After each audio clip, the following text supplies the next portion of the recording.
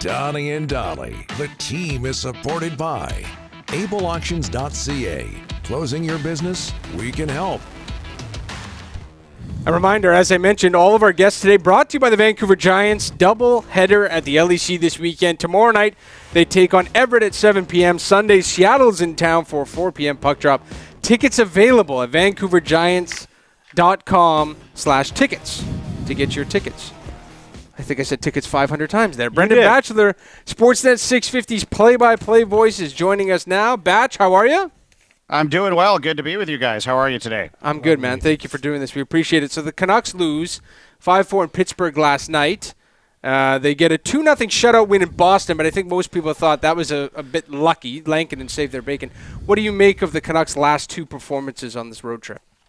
Yeah, you know, the one in Pittsburgh last night, I think, is the second half of a back-to-back, and they've had some issues with the start to games this year, and that was certainly the case in Pittsburgh against a desperate club that had lost 3 games in a row. So, you know, Lankinen was really good in Boston. You're right. I thought they were good defensively in Boston, and the defensive side of their game slipped last night in Pittsburgh. So, you know, you pick up the win in Ottawa in a bit of a strange game without your captain. You lock things down defensively and get a couple of goals to win in Boston, one of them into an empty net.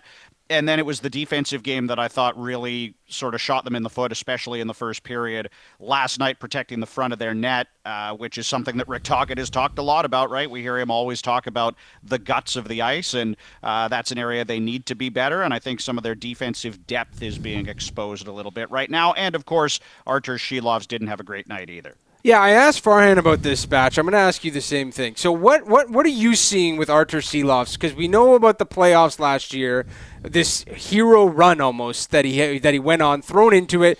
He has the performance that he does. I think everybody was comfortable having him be behind Demko this season. They made the move for Lankinen. We all know how that developed. But what do you like? What's the difference? Why has it been such a struggle for him to start this year in comparison to where it left off last season? Well, I think there's a couple of reasons. One, it was late in the season last year, so he had played a lot of hockey. He was in a groove in the AHL, and when you've been playing a lot and then you can come up to the NHL and just sort of carry your game over and play a lot, that probably helps you build that momentum and gain that confidence, and I think that's what we saw from Silovs. This year, you know, you're starting a year fresh, so you haven't been playing games.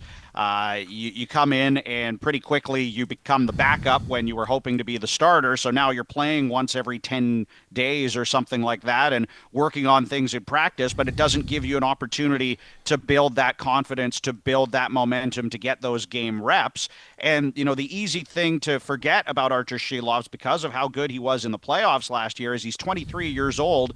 And it was, his 15th or 16th career regular season game last night. So he's still a young goaltender that has a lot of room to grow and develop. And I think that's what needs to happen for him.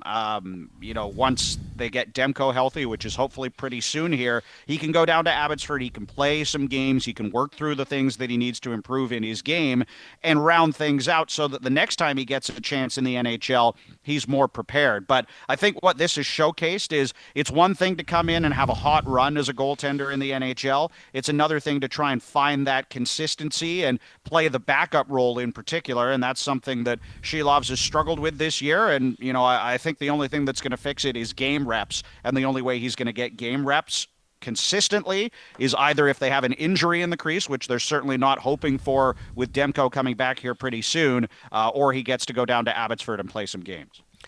You know what, Brendan, the Canucks D, you know, struggles at times. I don't know what the heck's going to happen without Hronek. Just a weird play with I think 45 seconds left in the game last night. Boy, yeah. this guy's loss is going to be, and it looks like he's going to be out a while. This is just atrocious news for the Canucks. Yeah, and I'll be interested to see if this precipitates the organization making a move to bring in a defenseman. We're around the same type of year, or time of year, I should say, that they brought Zadorov in last year. That was in early December. And that at that time, Soucy was out long-term, and they made that move. So I wonder if there's a parallel to be brought there because, you know, you look at the Soucy-Juleson pairing in particular, I thought they really struggled protecting the front of the net last night. And now you lose Hronek, so you've got to figure out something on the right side, whether that's bumping Myers up to play with Hughes, and then Desharnais probably comes into the lineup if you're not going to go and acquire a defenseman. And suddenly your defensive depth looks a lot thinner than it did with Hronek in the lineup. So I guess we'll see what the exact diagnosis and timeline is for Filip Hronek, but he's been a great defenseman for them this year in his own right. I know he sort of gets, thrown in there with Hughes because they play together and play so well, but he's a big part of this back end, and if they're going to miss him for any length of time here, it's going to be tough for them, and it might lead the organization to look at making a move to shore up things on the back end sooner rather than later if they can.